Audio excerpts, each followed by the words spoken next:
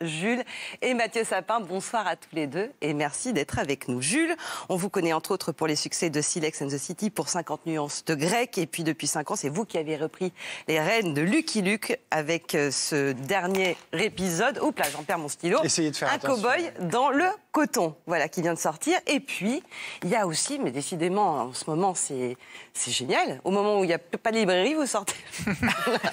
C'est ça, non, mais en fait, c'est pas encore sorti et ça va sortir. Si les cieux nous entendent, le jour peut-être de la réouverture hypothétique en fin de semaine des librairies, on Donc l'espère. là, on l'a en exclusivité, voilà. Là, dans les mains. C'est un Silex and the City, la dérive des confinements, ça s'appelle. Donc c'est quasiment prémonitoire. Et puis c'est vrai que ça raconte le pangolin, la folie qui nous entoure. Donc voilà, c'est un peu le manuel pour continuer à vivre.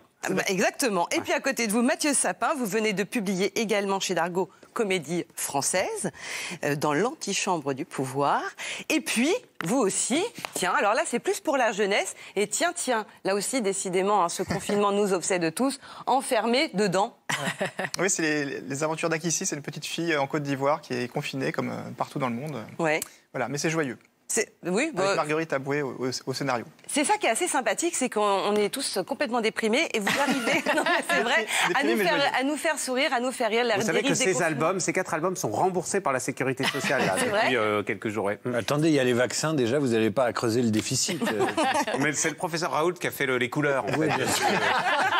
Il a peut-être même fait les couleurs de mon chemisier accessoirement. Bon, si je condense les thèmes de ces deux albums-là, on pourrait dire que ce soir on parle d'Emmanuel Macron, un cow-boy dans le coton. Oui. Ça irait pas mal parce que la Comédie Française, c'est le point de départ, c'est Emmanuel Macron et puis Lucky Luke dans le coton. Bon, finalement... Il pédale dans autre chose que dans le coton en ce moment, un peu Emmanuel Macron. Mais... C'est un cow-boy dans la semoule. Oui. Est-ce que vous diriez, parce que le titre de l'émission, c'est un pauvre président solitaire finalement, est-ce que c'est bien pas un petit peu de ça? Oui, on a de l'empathie pour lui. Mais je crois que sa cote de popularité n'a jamais été aussi haute. Complètement. Elle a augmenté. Non, mais c'est pas forcément. C'était pas forcément critique. C'est simplement qu'on traverse une crise dont tout le monde nous dit qu'elle est tout simplement inédite, ou en tout cas qu'on n'en a pas vécu depuis des années. Mais c'est vrai. Enfin, je sais pas si Mathieu Sapin est ok avec moi, mais on a quand même vachement besoin d'un ou deux outils à la fois pour faire un pas de côté. Nous, on est du côté de l'humour, donc à la fois, ça nous permet de mettre à distance tous les trucs horribles qui nous environnent, parce que c'est quand même pas très marrant hein, pour les Français, sans parler de notre rayonnement international naturel, mais de traverser toutes ces périodes. Et donc, un Lucky Luke ou l'album de Mathieu, ça apporte quelque chose, et puis aussi une forme d'analyse, parce que lui, comme moi, on a cette dimension politique. Et ça, un cow-boy dans le coton, ça parle aussi des thématiques qui ont, bien sûr, animé la campagne américaine. C'est l'histoire d'injustice raciale, après le mouvement Black Lives Matter et tout. Un peu par hasard, hein, ça tombe là-dessus. Et puis, voilà, c'est une clé pour comprendre des déséquilibres, des fractures de notre société française. Enfin, vous avez été visionnaire, d'ailleurs, parce que quand vous avez sorti le Lucky Luke précédent, pendant la promo, vous évoquiez déjà cette idée, parce que c'était Lucky Luke et les Juifs aux États-Unis, le précédent.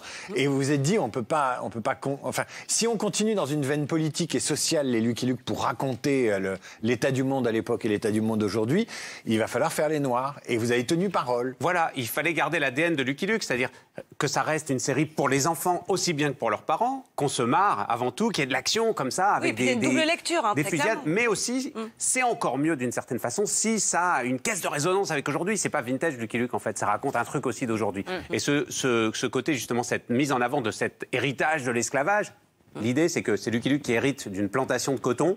Lui, il veut pas du tout être richissime, planteur dans le sud américain, à la autant n'emporte le vent. Il va essayer de s'en débarrasser, mais ni le Ku Klux Klan ne vont le laisser le faire, ni même les anciens esclaves qui vont se méfier de lui, évidemment, un blanc arrivé de nulle part. Donc c'est un petit peu un paradoxe. Sauf qu'il arrive accompagné d'un cow-boy et d'un shérif qui est noir. Et c'est là où on apprend quand même quelque chose, parce qu'on a tous grandi avec John Wayne. C'est ça, c'est délirant en fait. En recherchant, en faisant plein de recherches scrupuleuses sur ce monde de l'esclavage, je me suis rendu compte que le Far West lui-même, en fait, était un monde très noir. Un cow-boy sur 4 était noir. Presque tous les autres, hispaniques. Nous, on a cette image du cow-boy aux yeux bleus avec la chemise bien repassée, qui est une recréation d'Hollywood totale. Terence Hill et Bud Spencer, quoi. Voilà, alors eux, bon, ils sont moins... voilà. Et en plus, ils étaient italiens, il me semble. Moins avantageux que... Mais donc, voilà, et donc, c'était marrant à la fois de rendre justice à ce fait historique-là pour en faire une fiction. Mais c'est vrai que bien sûr, on parle de choses tout à fait réelles, et Lucky Luke s'est toujours nourri de ces choses-là, de personnages réels. Le shérif Bass Reeves, ce marshal noir qui a réellement existé, qui accompagne Lucky Luke, qui est un petit peu son guide, à la fois il le sauve à diverses reprises.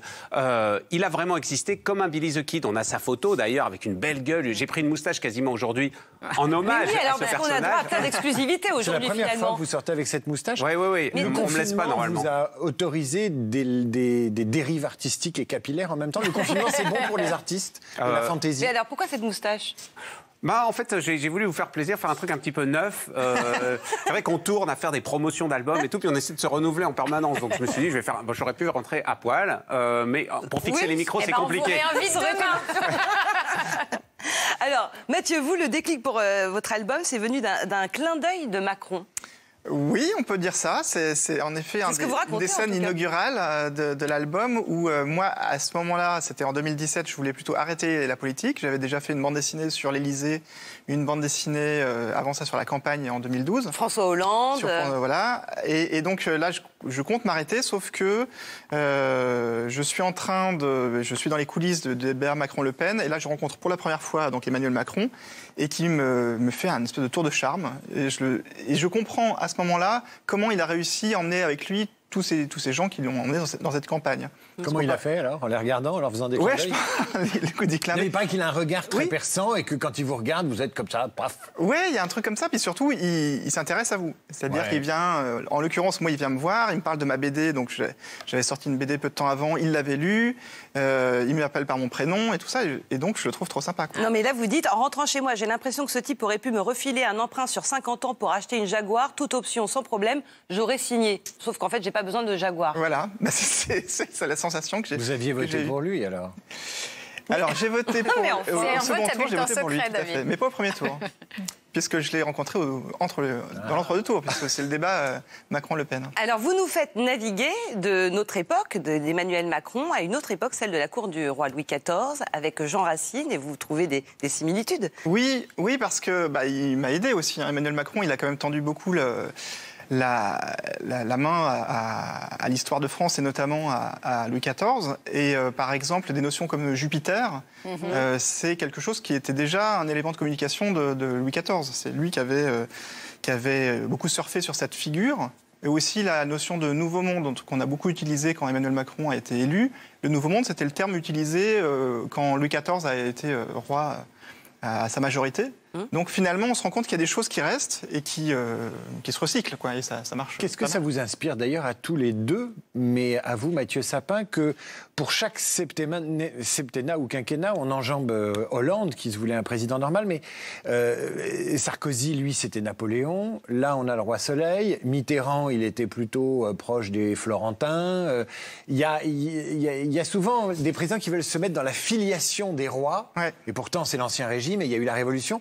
Ça vous inspire quoi, cette envie de tutoyer les princes? Je pense aussi que c'est quelque chose de très français, d'aimer cette figure de roi, même si, comme vous l'avez dit, la Révolution, on a coupé la tête du roi, mais quand même, les Français aiment bien cette figure. Ils aiment bien qu'on soit à l'Élysée, ça reste un palais quand même. Et ils aiment bien détester aussi le roi. Et donc, je pense que c'est un truc très, très français. Ouais. Et Emmanuel Macron, vous lui avez envoyé Oui, bien sûr. Ouais. Et alors, vous avez eu un retour? Non, j'ai pas de retour pour l'instant. Vous lui avez envoyé il y a combien de temps? Je l'ai envoyé dès que c'est sorti. Ouais. Dans son album, il y a une scène qui reprend une photo qui a été publiée où en fait Brigitte Macron tape Emmanuel Macron avec des planches de Mathieu Sapin, avec des dessins de Mathieu Sapin. Donc là, si jamais il le tape, parce que c'est un album assez lourd, si elle le tabasse à coup d'album... Je vous confirme qu'effectivement, ça pourrait faire mal. Est-ce que vous seriez tenté d'être historiographe comme l'a été Jean Racine? Moi, je fais à ma façon, c'est-à-dire que je viens du dessin de presse, contrairement à Mathieu, et donc j'ai toujours commenté l'actualité, c'est quasiment mon matériau principal. Hein. C'est comme certains insectes qui se nourrissent de substances tombées du haut de l'arbre. Et du coup, moi, je le fais en permanence. Silex and the City, précisément, c'est la chronique de notre monde contemporain, mais vue 40 000 avant Jésus-Christ. Et donc, il y avait eu le précédent album, là, celui-là, il parle du confinement et du virus, mais le précédent album, c'était L'homme de Cro-Macron. justement, et c'était le néolithique en marche. Sur la couverture, on le voyait qui tirait Brigitte, préhistorique, par les cheveux, comme ça. Et puis, en face, il y avait la branche insoumise. C'était les primates, en fait, arboricoles, qui ne voulaient pas du tout entendre parler de lui. Donc, bien sûr, moi, je suis historiographe aussi à ma façon, mais en faisant un grand retour en arrière, Mathieu s'arrête À l'époque contemporaine. Voilà, au XVIIIe siècle. Voilà, non, mais, Oui, et vous dans son remontez retour, vraiment bien voilà, plus loin. Voilà. Quelque part en arrière. Il y a encore un respect du sacré ou pas, où il a complètement disparu? Parce qu'aujourd'hui, c'est le triomphe. Je ne parle même pas des caricatures, mais d'une certaine forme de dérision du politique. Est-ce qu'il y a quand même, selon vous, il reste un espace où ces gens-là sont sacrés, un peu sur un piédestal où c'est foutu? Ah, alors ça c'est intéressant. Je trouve que non, aujourd'hui le sacré il est pas là. Il est pas. Enfin, il y a une banalisation forcément. À l'époque de Mitterrand, justement, il avait son conseiller en communication, Jacques Pillan, qui lui conseillait d'apparaître le moins possible, de cultiver la rareté. Et aujourd'hui, c'est impossible avec les réseaux, avec l'info immédiate. On est obligé d'être omniprésent. Et en étant omniprésent, je pense qu'on ne peut pas avoir les deux. Avoir le beurre et l'argent du beurre et être sacré. Même quand on veut être le maître des horloges, les horloges sonnent trop souvent en ce moment et on est obligé de courir après. Voilà, c'est ça. Il y a un sentiment un peu de schizophrénie où on doit être tout le temps montrer qu'on peut éteindre tous les incendies et puis prendre de la hauteur, c'est très compliqué. Vous avez tous les deux une fascination pour le pouvoir, pas une fascination de midinette, mais il y a quelque chose comme ça d'assez fascinant dans. Vous espérez des décorations ou pas? Non, mais on croule sous les décorations. On en a tous. On ne sait plus quoi en faire. Non, mais il y a quelque chose comme ça dans le pouvoir qui est attrayant quand on dessine, quand on écrit, quand on scénarise. Je sais pas, mais je crois que c'est quelque chose qu'on partage. Hein. Oui. C'est-à-dire que Mathieu, il s'est emparé de ce sujet avec Hollande, avec Macron. Vous les avez tous les deux suivis, vous, en Chine. Merveilleusement. Il y a une forme de fascination. Voilà, et en fin de compte, oui, en fait, c'est super intéressant parce que ça brasse énormément de sujets passionnants, parce qu'il y a plein de niveaux. C'est une façon d'entrer aussi dans la société, c'est un miroir pour nous-mêmes, et je dirais même intimement. C'est très intéressant, ça nous apprend des choses sur nous-mêmes, d'être au contact de ce pouvoir-là, de ce rapport de force. C'est une fable, en fin de compte. On parle pas mal aussi de La Fontaine dans le livre de Mathieu. Pour moi, c'est ça. Moi, mes grands inspirateurs, c'est les moralistes. En fait, c'est plus que des dessinateurs du 19e siècle ou quoi. Ça sera un La Bruyère ou un La Fontaine, justement, qui avait à la fois cette fascination du pouvoir, une manière de le démonter et de le Mais pour les fréquenter, est-ce que vous pensez qu'ils sont plus dingues que vous le pensiez ou ils sont beaucoup plus normaux en fait? Dans mon album, il y a une page avec Nathalie Alors, qui dit la plupart des politiques ont des psychopathologies lourdes. Oui. Et elle se met dedans aussi. Hein. Oui, elle se met dans le lot. Ouais. Non, mais c'est terrible cette phrase quand même. Non, mais je pense qu'elle a raison, qu'elle est sincère et que pour faire ce métier, il faut quand même faut aimer se prendre des coups en permanence. C'est un métier très, très, très violent. Donc, pour vouloir le faire, c'est que quand même, c'est pas tout le monde qui accepterait de porter ça. Et vous parliez de fable, alors ma question est peut-être complètement bête, mais bon, vous écrivez sur un support qui se lit autant par des adultes que des plus jeunes. Est-ce que vous vous fixez une limite dans l'écriture en vous disant que des enfants vont aussi lire En fait, il n'y a pas de limite en termes de censure ou de sujets qu'on ne devrait pas aborder, etc. Moi, de toute façon, la limite, quand on fait des sujets d'humour, moi, le Lucky Luke, il y a un cadre déjà, parce qu'on hérite de quelque chose avec un certain nombre de codes. Mais pour moi, ce qui est vraiment le maître mot, c'est ce qu'avait mis en place Goscinny en tant que scénariste, c'est qu'il y ait plein de niveaux de lecture. Et qu'en gros, qu'un enfant ne soit jamais bloqué dans sa lecture et que, parce qu'il y a les Dalton, on arrive à parler de l'esclavage, cette chose aussi épouvantable, sans mentir, sans édulcorer la réalité, mais en se marrant. Voilà, parce qu'il y a des éléments burlesques en permanence. Cette chose-là, de ne pas perdre un lecteur en route, pas perdre les enfants, mais pas perdre les adultes non plus. Oui, ceux qui ont les références. Qui puissent se passionner pour des choses, découvrir plein de références et de blagues. C'est parce que c'est puissant, en fait, ce genre d'album et ce genre de sans les perdre du tout, mais est-ce que ça a bousculé certains lecteurs? Parce que là, vous le plongez, notre Lucky Luke national, dans une situation totalement inédite où il a besoin d'être sauvé à son tour et c'est pas le fameux héros habituel. Donc ça a dû quand même un petit peu bousculer les habitués de Lucky Luke. Je pense que c'est assez attendu parce que ça les bouscule sans les trahir. En fin de compte, ce qui est attendu vraiment par un fan de Lucky Luke, un aficionados de Lucky Luke est plutôt au rendez-vous. Mais en fin de compte, il y a des gens qui se disaient peut-être, oui, Lucky Luke, c'est un peu un truc pour enfants, ou c'est un truc de mon enfance, je l'avais pas lu. Tout d'un coup, reviennent vers cette série. Et ça se voit énormément dans toutes les réactions qu'il y a eu autour de la sortie de cet album, qui est reçu comme il ne l'avait jamais été depuis, je pense, plusieurs décennies. C'est assez étonnant, en fait, de voir que tout d'un coup, il y a une forme de renaissance de Lucky Luke auprès d'un nouveau public ou de l'ancien public qu'on avait un petit peu perdu. Parce qu'on se dit, mais ouais, en fait, Lucky Luke a encore des choses à raconter. Donc cette chose-là, et je pense que j'espère qu'elle n'a pas trahi. En fin de compte, l'accueil de la presse, en tout cas, était plutôt bon, sauf la presse d'extrême droite, parce qu'il y a eu des articles dans Présent, il y a eu des articles dans tous ces journaux d'extrême droite en disant c'est un torchon, c'est une ignominie, on décrédibilise le Ku Klux Klan et l'esclavage. Donc, c'est vrai que tant mieux. Oui, c'est vrai. Il y a pas mal d'amalgames sur les malheureux du Ku Klux Klan et vous les stigmatisez. Le Ku Klux Klan est stigmatisé. Moi, j'ai une question sur l'avenir sentimental de Lucky Luke, son avenir sentimental et sexuel d'ailleurs. David Abiker. David, je suis étonné. Il ne tire plus vite que son ombre. Ah bah ouais, il tire qu'avec son pistolet, quoi. Enfin, quand est-ce que vous lui faites une petite fiancée ou quelqu'un qui s'attache un peu, quoi? C'est vrai que Lucky Luke, il a, comme la plupart des grands héros franco-belges, parce qu'on peut parler d'Astérix, de Tintin, etc., vrai, il a une sexualité un petit peu en retrait. On ne sait pas, et c'est d'ailleurs, c'est pas le propos de l'album. En fin de compte, on a souvent soupçonné Tintin d'avoir eu une affaire avec Chang. Bah oui. Enfin, il y a quand même. Je crois que vous allez me dire Capitaine Haddock, Oui, qui a un côté un peu village people, vous voyez. Complètement.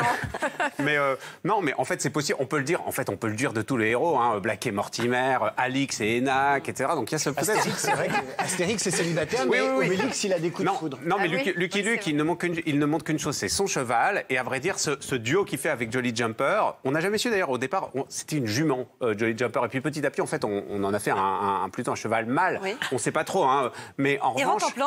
Et rentre en plan, bah ça c'est votre fantasme. Je sais pas si. Mais oui. Et rentre en plan. Isabelle adore les chiens, c'est pour ça. Oui. Voilà. Bon, en tout cas, rentre en plan. J'ai prévu a priori si le dessinateur HD est toujours partant et on en a parlé, on était plutôt parti dans cette direction pour le prochain album qu'on va faire, que rentre en plan ait une place importante. On a fait 3 albums ensemble. Vous disiez Lucky Luke et les Juifs, c'était La Terre Promise, mais on fait pas juste un album communautaire à chaque fois comme ça. Il y a eu un album qui s'appelait Un Cowboy à Paris, où il ramenait la Statue de la Liberté il escortait Bartholdi pour offrir la Statue de la Liberté aux États-Unis. Il y a eu cet album Un Cowboy dans le coton, et le prochain, il y aura Écologie. Si tout va bien, rentre en plan. Ah non, écologie, non, mais voilà, rentre en plan qui n'était pas. Mais non, je vous imaginais, moi, puisque vous embrassez d'une certaine façon des causes et des thèmes d'actualité. Ça aurait pu être MeToo, pour le coup. Ça pourrait être MeToo, et c'est vrai que les femmes. C'est pas un pamphlet politique, Lucky Luke, en même temps. Donc, c'est-à-dire, on aborde des choses quand c'est cohérent, quand ça veut dire quelque chose. Il n'y a pas d'anachronisme dans Lucky Luke. Et là, on aurait pu parler de plein de choses. C'est un hasard que ça faire les extraterrestres comme dans Astérix. Voilà. Il y avait eu des Astérix avec des soucoupes volantes. C'est ça, on retrouve Tom Sawyer, Huckleberry. Ah oui, parce qu'évidemment, quand on parle de. Parce que on descend le Mississippi. Oui. Ce qui est génial, c'est les décors, en fait. Parce que HD s'est surpassé dans le dessin avec des références qu'il n'y avait pas du tout dans les Lucky Luke précédents, c'est-à-dire le bayou, avec les Cajuns, ces francophones du bayou qui habitent dans les marais, les crocodiles, les alligators, les grandes plantations de coton romantiques, les robes à crinoline à la Scarlett O'Hara. C'est vachement drôle à mettre en scène aussi. Vous décrivez, vous, Mathieu, un Emmanuel Macron obsédé par Gérard Depardieu. Non, mais c'est vrai que c'est assez amusant quand même. Oui, oui, mais Gérard Depardieu intéresse beaucoup de gens. Enfin, personne n'est indifférent. Parce que vous avez écrit, évidemment, Gérard, 50 ans les pattes de Depardieu. Voilà, j'avais fait une bande dessinée qui sortait au moment de la campagne de présidentielle. Une bande dessinée qui racontait... j'avais passé beaucoup de temps, en effet, avec Gérard Depardieu, et c'était une bande dessinée qui était un portrait de cet acteur, de cette star nationale et internationale. Et Emmanuel Macron l'avait lu pendant la campagne, et donc il m'en a parlé quand il m'a vu la première fois. Et après, à chaque fois, en effet, il m'en reparlait, il me dit j'aimerais bien le rencontrer, j'aimerais bien le rencontrer. Et en effet, c'est un fil un peu invisible, mais qui court dans tout l'album. Mais c'est une question très intéressante quand même. Est-ce que parce que Poutine a une prise de guerre, entre guillemets, une prise politique qui est d'être copain avec Depardieu, et je pense que ça sert les deux. Ils sont très contents, et Poutine est très content d'être pote avec un des plus grands acteurs du monde. Mais est-ce que vous pensez qu'il y a une demande de ce type-là chez Macron, qui aimerait bien s'afficher avec un Depardieu pour dire, vous voyez, moi, c'est de l'Atlantique à l'Oural? Je pense que c'était très sincère, c'était vraiment un truc de fan aussi, c'est-à-dire qu'il est vraiment très admiratif, et je pense surtout que Depardieu, il est tout ce que n'est pas Macron. C'est quelqu'un qui est vivant, qui est libre, qui est... il y a vraiment, c'est vraiment le jeu des contraires. Et donc je pense que quelqu'un comme Macron est très attiré par cette. Et vous en avez parlé à Depardieu, vous qui avez son 06? Oui, mais alors justement, mais vous décrivez vraiment les choses par le menu. Enfin, je raconte tout dans l'album. Bien sûr, je raconte comment les vicissitudes que j'ai pour essayer de rencontrer le président, pour lui parler de toute cette démarche sur le pouvoir, la mise en scène du pouvoir. Et lui, sa réponse, c'est quand est-ce qu'on voit Gérard? Sauf que manifestement, Gérard n'était pas spécialement pressé de le voir. Donc il y a un malentendu. Quoi. Et vous racontez aussi une rencontre avec Brigitte Macron. Vous dites que vous avez affaire à une prof et qu'elle vous scie un peu parce qu'elle maîtrise pas mal de sujets. Oui, comme moi, alors on l'a un peu dit, mais c'est vrai que je fais un gros détour par le XVIIe siècle et par la figure de Jean Racine, parce que Racine, on le connaît pour son théâtre, mais ce qu'on sait moins, c'est qu'il a arrêté le théâtre assez jeune.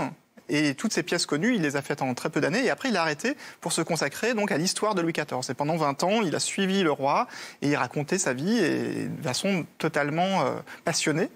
Et ce travail-là, on le connaît peu parce qu'en plus, il a disparu. Et donc, je raconte tout ça dans l'album. Et donc, ça vient un petit peu en contrepoint de mon propre parcours qui essaye aussi de raconter le pouvoir aujourd'hui. Et comme je galérais à rencontrer Emmanuel Macron, je finis par suivre les conseils d'une amie qui me dit il faut que tu rencontres Brigitte.